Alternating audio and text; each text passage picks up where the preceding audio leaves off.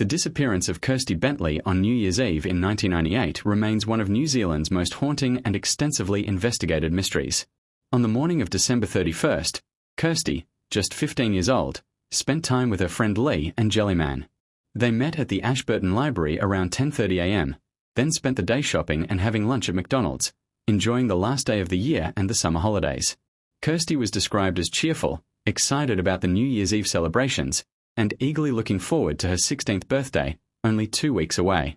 That afternoon, around 2:30 p.m., Leanne's sister dropped Kirsty back home on South Street. Shortly after, her brother John told her that her boyfriend had called earlier and left a message. Kirsty phoned him back at 2:38, but he wasn't there, so she left a message asking him to return the call. Afterwards, Kirsty decided to take the family's black Labrador, Abby, for a walk, a routine she often enjoyed. John didn't hear her leave, but a neighbour saw her walking Abby past their house at around 3:05 p.m., heading towards the Ashburton River, a popular spot for walkers and swimmers. This was the last confirmed sighting of her. She was wearing a black tank top, a blue sarong with a white butterfly pattern, and black Colorado shoes with white soles. On her wrist was a scrunchie, and her hair was unusually left down, as she typically tied it up for walks. At 4:30, her boyfriend returned her call, but Kirsty wasn't home. When their mother, Jill, arrived from work around 5:15, John immediately told her that Kirsty was missing. Jill quickly noticed Abby's lead was gone from its usual spot by the back door, and Kirsty hadn't left a note. Overcome by a deep sense of dread, a mother's intuition, Jill went straight to the river track to search for her daughter, calling out for Kirsty and the dog. Finding nothing, she turned back before reaching Abby's favorite swimming hole. Back home, Jill and John decided to wait until 6 p.m. before searching again. Just before 6, John set out to look along the walking route. Shortly after, Kirsty's father Sid arrived home, and upon hearing the news, immediately phoned the police around 6:20 p.m. to report her missing. Jill returned to the river track, while Sid, suffering from a migraine, joined a neighbour to search the riverbank despite feeling so unwell he vomited along the way. John also searched on his bike, later joining his mother. Around 8 p.m., Sid picked John up, but he quickly went back out to join more searchers, including his uncle, continuing until about 12:30 a.m. Sid himself kept searching into the night. As darkness fell, the search intensified. Family, friends, neighbours, and local police scoured the area, searching yards, paths, and the riverbank. But no trace of Kirsty or Abby was found. By the next morning, January 1st, 1999, the search had grown into a major emergency. At 8 a.m., a full-scale search and rescue operation began, with police, volunteers, and even New Zealand Army troops from Burnham Military Camp combing the Ashburton River and surrounding areas. At around 10 a.m., 2 hours into the official search, hope sparked when searchers heard barking. They found Abby tied to a tree in dense bush just off one of the tracks Kirsty often used. Curiously, that area had been searched the previous night, but the dog hadn't been there. Abby was dehydrated but unharmed. The way she was tied suggested she'd first been unleashed, indicating whoever did it knew how to handle her. Nearby, searchers discovered underwear and boxer shorts caught on top of blackberry bushes, about 2 meters high and 30 meters from where Abby was found. They were confirmed to belong to Kirsty. The items weren't torn, damaged, or showing signs of struggle, and her other clothing hadn't been found. The scene felt strange, almost staged. Investigators immediately grew suspicious. Detective Senior Sergeant Lance Corcoran, leading the case, believed from the start that the site had been deliberately arranged to mislead police. International profiler Chuck Burton later reviewed the case and supported this theory. The placement of the underwear, Abby's silence, and the lack of struggle all pointed towards someone familiar with Kirsty, or at least with Abby. Despite this discovery, no further trace of Kirsty was found. For over 2 weeks, police and volunteers searched the wider Canterbury region. Hundreds of men were interviewed, neighbourhoods canvassed, and every tip investigated. But the case only deepened in mystery. Naturally, suspicion first fell on those closest to her. Both her father Sid and her older brother John were treated as potential suspects. This was standard procedure, as statistically family members are often investigated first in such cases. But inconsistencies in Sid's account made matters worse. He initially claimed he'd spent the day in Christchurch and Littleton, but later said he'd actually been in Ashburton, blaming memory loss from a head injury. While this raised eyebrows, his family insisted his confusion was unrelated. John, too, was questioned. He admitted it was only logical for police to consider him and his father. But forensic tests at their home, including luminol for blood traces, revealed nothing. No evidence linked them to Kirsty's disappearance, and over time, police publicly stated they were not involved. By 2018, investigators confirmed they no longer believed either Sid or John had anything to do with the crime. Yet the staging of the scene lingered as one of the most baffling aspects. Both Corcoran and Burton concluded that Kirsty's killer likely had a personal connection to her. When her body was eventually discovered in the Rakaya Gorge, about 40 kilometers from Ashburton, the careful placement again suggested planning and local knowledge. Through the years, police investigated hundreds of suspects, narrowing the list at times to about 20, but never eliminating many. One person of interest was Barry Hepburn, a farm worker often seen walking his dog along the same trail. He was in the area at the time, missed work the next day, and appeared unusually groomed. But no direct evidence tied him to the crime. Another was Charlie Smith, a Rakaya local who repainted his Ford Falcon soon after Kirsty's disappearance and was rumored to have bragged about involvement, but those claims were never substantiated. A green van also became a major focus. Rare in the area, it was reportedly seen both near where Kirsty was last spotted and near the gorge. Police spent thousands of hours chasing this lead, but the van was never found. In more recent years, investigators have leaned toward the theory that the killer may have been connected to local cannabis cultivation. The Rakaya Gorge was a well-known area for growers, and Kirsty's remains were discovered by two men searching for cannabis plots.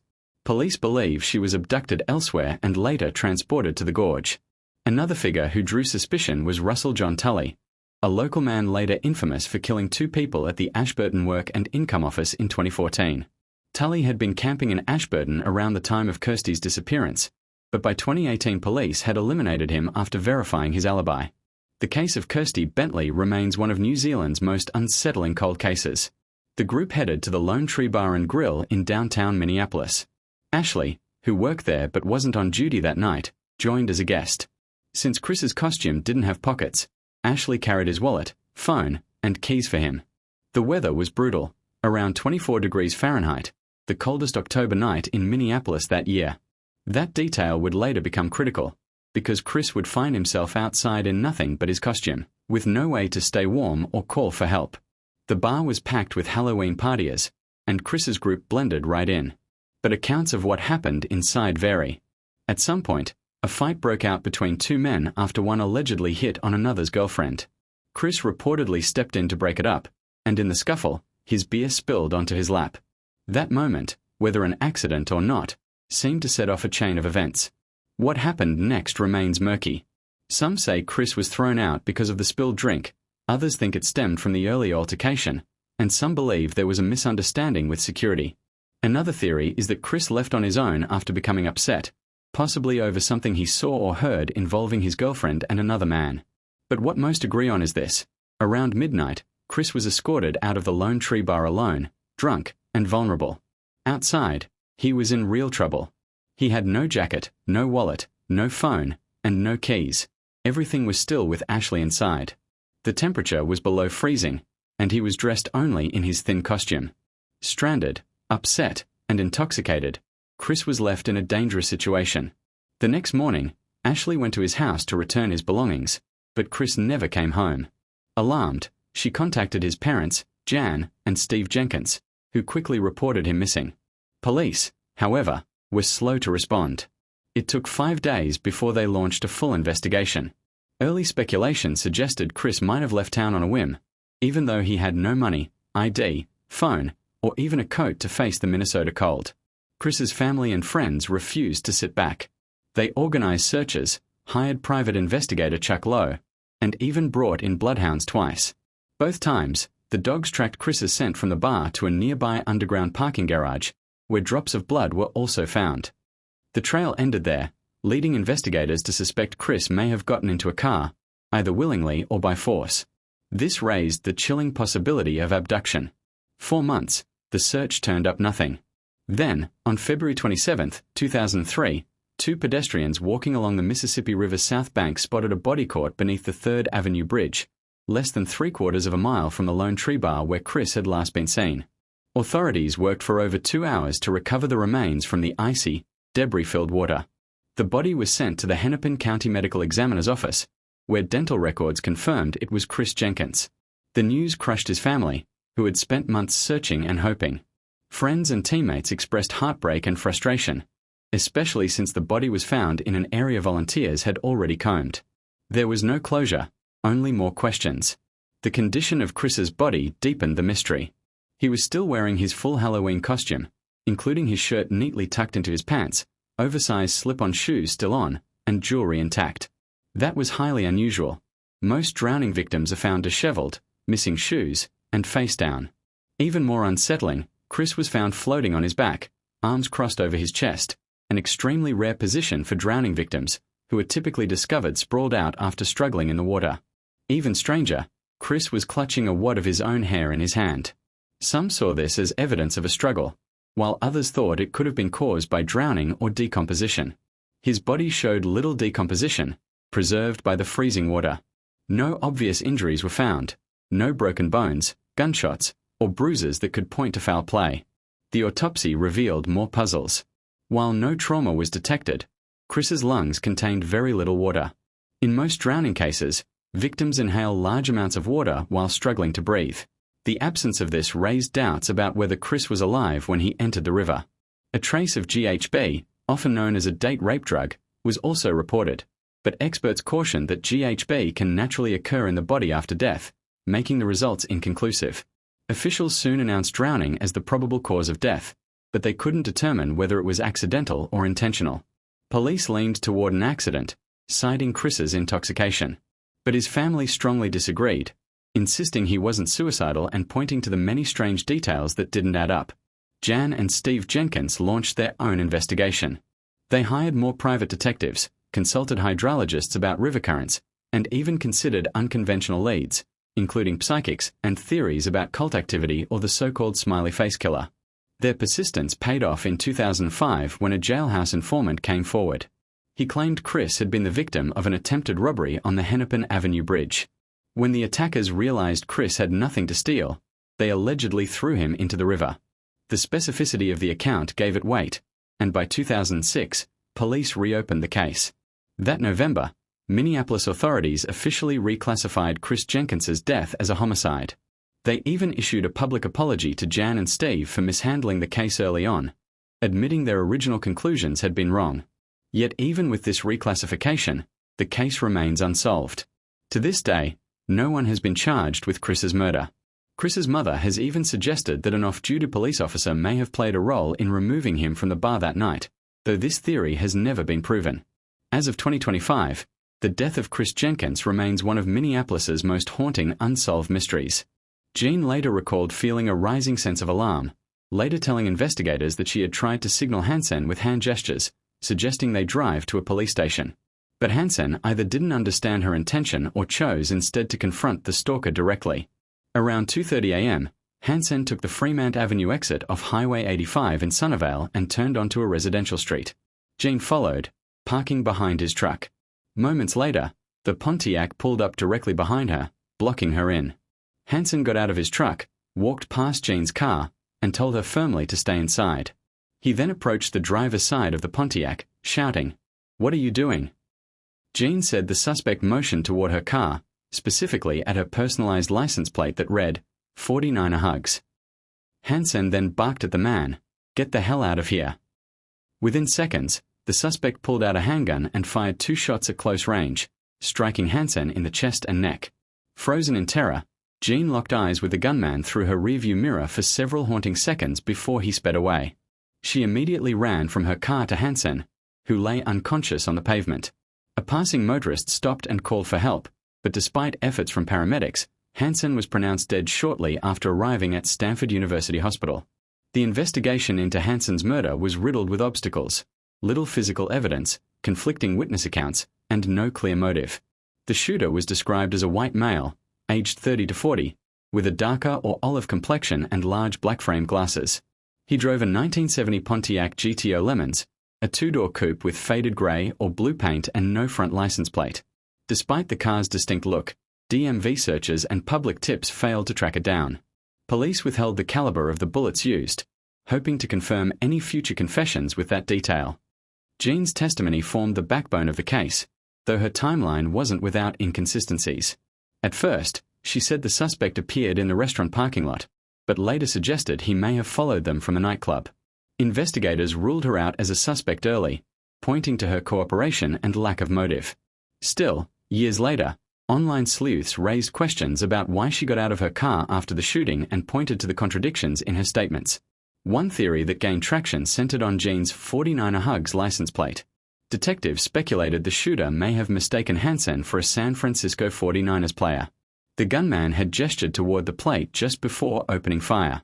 Adding weight to this theory, the 49ers had lost the Super Bowl 3 months earlier, a defeat that left fans bitter. Hansen's athletic build and resemblance to Harris Barton, an offensive lineman who faced heavy criticism after the loss, fueled speculation the killer could have been an enraged fan. A TV program later suggested the shooter might have confused Hansen with Barton. But skeptics pointed out a flaw. The license plate was on Jean's car, not Hansen's, and the gunman seemed to target both vehicles equally. Some believe the shooter was fixated on Jean herself. His decision to spare her and stare at her before fleeing could indicate a personal connection. Investigators even wondered if his gesture at her car was more about her than the plate. Other theories suggested Hansen's recent divorce and sometimes confrontational nature may have created enemies. Friends describe him as charismatic but also prone to rough, playful behavior, like headlocks, which not everyone appreciated. Rumors swirled about Hansen's involvement in questionable hobbies, but police never uncovered evidence. Another possibility is that this was simply a random act by a disturbed stranger. Despite initial urgency, the case soon stalled. Cadaver dogs searched areas near the gas station with no results. America's Most Wanted featured the case, but no breakthroughs followed. Investigators noted the disappearance of Tiffany's bike as particularly troubling. Whoever took her must have had a car large enough to conceal both her and the bicycle. Police's early hesitation to classify her case as an abduction may have cost them precious time. Years passed with little progress. In 1999, the case drew renewed attention after 6-year-old Keenan O'Malley vanished on his bike in nearby North Augusta. His body was found the next day, and his killer was caught, but no links to Tiffany were found. Once again, the trail went cold. Then, on May 16, 2005, a breakthrough. 2 men discovered skeletal remains in a shallow grave off Farmers Bridge Road in Burke County, 15 miles from where Tiffany was last seen.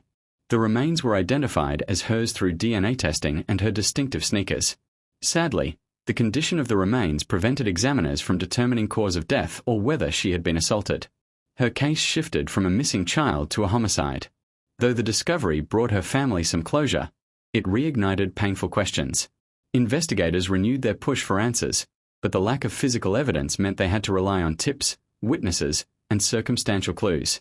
Media coverage surged, and Tiffany's family continued to fight for justice, grateful to finally have her remains but heartbroken by the lack of resolution. On bicycles, renewed attention was drawn to Tiffany's disappearance. But unlike Tiffany, Keenan's body was discovered the very next day, and his killer, William Ernest D.S., was quickly identified and arrested. D.S. was later questioned about Tiffany's case, but he denied any involvement, and investigators could find no evidence tying him to her disappearance. Once again, the case stalled, and with it, hope began to fade. Then, on May 16, 2005, a breakthrough changed everything. 2 men stumbled upon skeletal remains buried in a shallow grave off Farmers Bridge Road in Burke County, roughly 15 miles from where Tiffany was last seen. Through mitochondrial DNA testing, matched to maternal relatives, and the presence of her distinctive blue and white Air Jordan sneakers, the remains were confirmed to be Tiffany's. Unfortunately, the body was in an advanced state of decomposition, leaving the medical examiner unable to determine the cause of death or whether Tiffany had been assaulted. Still, the discovery transformed the case from a missing person investigation into a homicide. For Tiffany's family and the community, it brought both relief and heartbreak. Relief to finally have answers, but sorrow that so many questions still lingered. The GBI and local law enforcement renewed their efforts, determined to uncover how Tiffany had died and who was responsible. But the lack of physical evidence left detectives with limited options. They had to depend on witness statements, circumstantial evidence, and new tips from the public. Authorities made urgent appeals for information, hoping someone might finally come forward. The media heavily covered the story, emphasizing the tragedy and the years-long wait for justice. Tiffany's family expressed gratitude that her remains had been found, but also deep frustration that her case remained unsolved.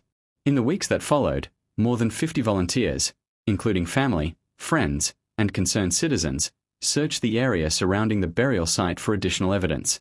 They combed the woods for clothing, personal items, or overlooked clues. Yet, nothing new surfaced to push the investigation forward. Tiffany's case, spanning decades, became marked by missed opportunities, shaky leads, and lingering uncertainty about what truly happened after she disappeared on June 6, 1994. One puzzling piece was the reported sighting of Tiffany in the backseat of a two-door car driven by a man wearing a hat. The sighting allegedly took place off Barton Chapel Road, just 4 miles from where she was last seen. But because the tip lacked details and no other witnesses confirmed it, police eventually deemed it unreliable. Whether it was a genuine lead or a distraction remains unknown. Another mystery lies in Tiffany's missing bicycle. A 10-speed bike isn't easy to hide or transport without a larger vehicle. The fact that it vanished without a trace strongly suggests planning, and likely access to a truck or van. Many believe this detail points to a perpetrator who knew the area well and acted quickly without raising suspicion. In November 1992, another haunting case unfolded. 3 teenage girls, Miriam Iborra, Antonia Tony Rodriguez, and Desiree Fulch, ages 14, 15, and 14, vanished after hitchhiking from their hometown of Alcázar to a nightclub in the nearby town of Picassent. What followed was a tragedy that shocked Spain and exposed flaws in its investigative system, sparking a nationwide media storm. On the evening of November 13, 1992, the girls planned to attend a secondary school party at the Kula nightclub, just 4 kilometers away. Miriam's father had planned to drive them, but illness kept him home. Used to hitchhiking, the girls decided to seek a ride, something they'd done before. A young couple from Alcázar picked them up and dropped them at a petrol station near Picassent. Witnesses later reported seeing the girls enter a white Opel Corsa carrying 4 men. That was the last time Miriam, Tony, and Desiree were seen alive. When they failed to return home, their families immediately reported them missing. But local authorities dismissed it as a runaway case, delaying a proper investigation.